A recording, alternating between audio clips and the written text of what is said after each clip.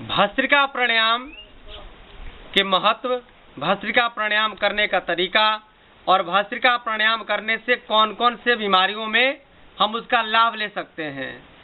सबसे जरूरी है कि हम अपने शरीर को स्वस्थ रखें, हम कभी बीमार ना हो। और जो व्यक्ति स्वस्थ है, जो व्यक्ति निरोग है, जो व्यक्ति निरोगी जीवन व्यतीत कर रहा है, वही व्यक्ति अपने जीवन का आनंद ले सकता है, वही व्यक्ति अपने परिवार का आनंद ले सकता है, वही व्यक्ति अपने धन और संसाधन का आनंद ले सकता है। तो आइए इस आनंद को कैसे हम प्राप्त करेंगे? केवल प्राणों के अभ्यासों के द्वारा।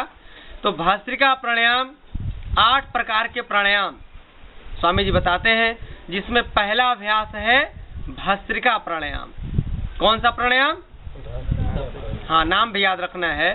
तो भस्त्रिका प्राणायाम कैसे करना है, इसको पहले सीखना है।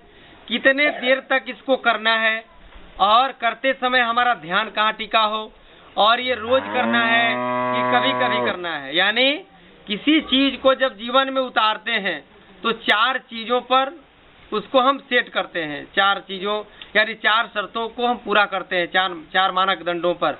तो पहला है उसकी विधि। कोई भी काम करे तो उसका मेथड सीखते हैं, फिर उस मेथड को सीख करके कितना देर करना है यानी उसका टाइमिंग समझते हैं। फिर तीसरा है कंसंट्रेशन, एकाग्रता, यानी जो काम करते हैं हमारा पूरा का पूरा ध्यान उसी चीज पर टिका होना चाहिए, उसी काम को करने पर। और चौथा है कंटिन्यूटी, यानी निरंतरता, यानी वो रेगुलर हो। जीवन में जो कुछ भी काम करिए, खेती, नौकरी, पेशा, व्यवसाय, जो कुछ करिए, यही 4 चीजों पर वो सेट करके हम करते हैं कार्यक्रम को। तो आइए सीधा बैठ जाते हैं। मेरुदंड को हमेशा सीधा रखना है 90 डिग्री की स्थिति में। इसमें 5 सेकंड तक धीरे धीरे सांस भरेंगे और 5 सेकंड तक धीरे धीरे सांस को पुनः वापस कर देंगे। और जब सांस भरेंगे तो पेट हमारा जस का तस रहेगा, पेट को नहीं फुलाएंगे।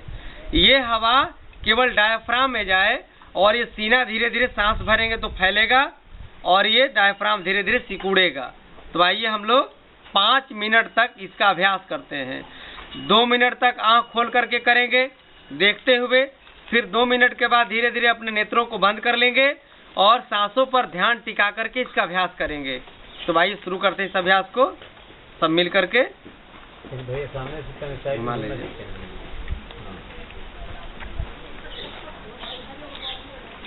धीरे धीरे प्राणवायु को भरिए, पूरा भरिए और केवल अपने डायफ्राम को, फेफड़े को फैलाइए, सीना को।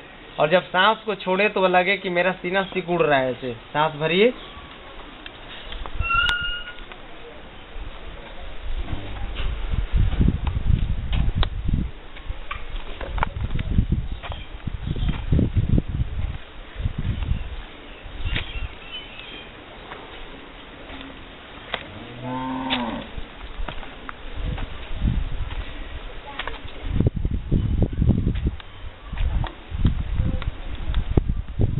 जितना ज्यादा से ज्यादा सांस भरेंगे उतना ही हमारे लिए यह औषधि का काम करेगा। सांस भरिए, सांस को छोड़िए। सांस के महत्व को समझते हुए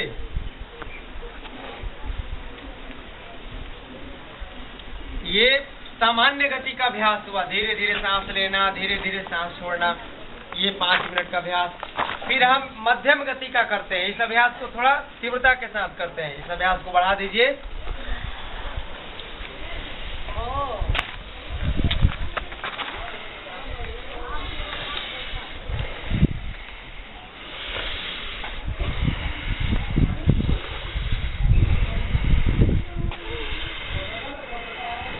अब तीसरे तरह का तीव्र गति का अभ्यास करते हैं। इसको तेजी से कर लेते हैं। वही अभ्यास करते हैं।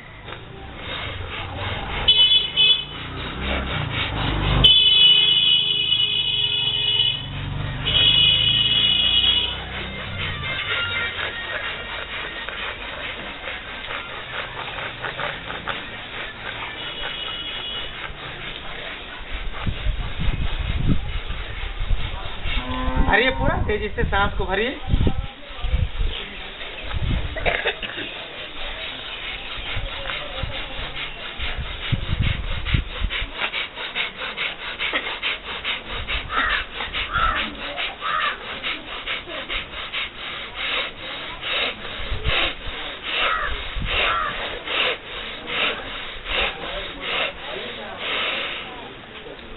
रोक देते हैं इस अभ्यास को।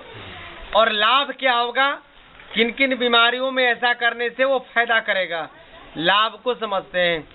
देखिए, जब भी हम किसी के पास जाते हैं, जिस व्यक्ति से या जिस गांव में जाकर के इस अभ्यास को करवाते हैं, तो गांव के लोगों का पहला ही मांग होता है कि ऐसा करने से हमें क्या मिलेगा, इस तरह का अभ्यास करने से हमें क्या फायदा होगा, यानी फायदा क्या होगा, इसकी चर्चा हमें जरूरी करनी है। कारण कि जब तक फायदा नहीं समझेंगे, तब जब तक इसका लाभ नहीं समझेंगे, तब तक इस अभ्यास को आप कर नहीं पाएंगे।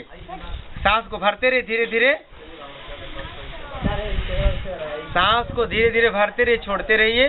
और फायदा क्या होगा, हम फायदा बता रहे हैं। जब इस अभ्यास को 5 मिनट तक करेंगे, ध्यानपूर्वक लंबा गहरा सांस को लेना छोड़ना, तो किसी को कितना भी पुराना दमा की बीमारी है, दवा खाते खाते वो थक चुका है, तो दमा की बीमारी 5 दिनों में आधा, केवल और केवल सांस भरने और छोड़ने से।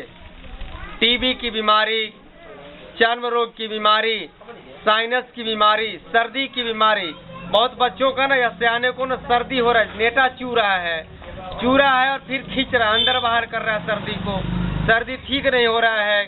तो ये 5 दिनों में सर्दी खत्म हो जाए, जीवन में कभी सर्दी दोबारा नहीं हो। एलर्जी की समस्या है, कहीं भी पानी पीते हैं सर्द गर्म लग रहा है, तो इसे एलर्जी ठीक होता है। किसी को चर्म रोग है, सोराइसिस हो, सफेद दाग हो, एक्जिमा हो, इन सारे खुजली हो, इन सारे चर्म रोगों को आप केवल सांसों के द्वारा ठीक कर सकते हैं। सांस भरते रहे धीरे धीरे, सांस भरते रहना है, छोड़ते रहना है और कान से सुनते रहना है। जब तक अभ्यास करिएगा तभी लाभ होगा, केवल सुनने से लाभ नहीं होगा, सांस भरने और छोड़ने से लाभ होगा। किन्हीं को कैंसर हो गया है 1st या 2nd स्टेज का, तो सांसों को भरने और छोड़ने से कैंसर भी ठीक हो जाए।